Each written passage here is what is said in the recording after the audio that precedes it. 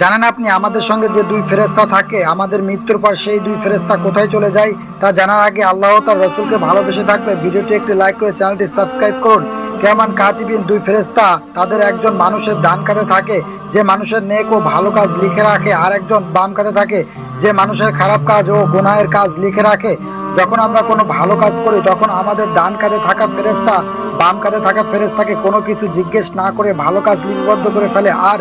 যখন মানুষ খারাপ কাজ করে দ্বিতীয় ফেরেশতা বলে তুমি এখনই লিখো না, সে যদি তওবা করে নেয় আর যদি সে তওবা না করে পরবর্তীতে লিখে নিও। এই দুই ফেরেশতা সর্বদা আমাদের সাথেই থাকে। যখন কোনো মানুষ মৃত্যুবরণ করে তখন এই দুই ফেরেশতা আল্লাহর দরবারে গিয়ে বলে, হে আল্লাহ, আমাদের কাজ তো শেষ, এখন আমাদের আসমানে কিংবা জমিনে আপনার ইবাদত করার অনুমতি দিন। তখন আল্লাহ তাআলা বলেন, তোমরা ওই ব্যক্তির কবরে যাও, যদি সে মুমিন হয়ে থাকে তাহলে তোমরা কিয়ামত পর্যন্ত তার জন্য তাসবিহ ও ইবাদত করো, আর যদি ঈমান মৃত্যুবরণ না করে থাকে তাহলে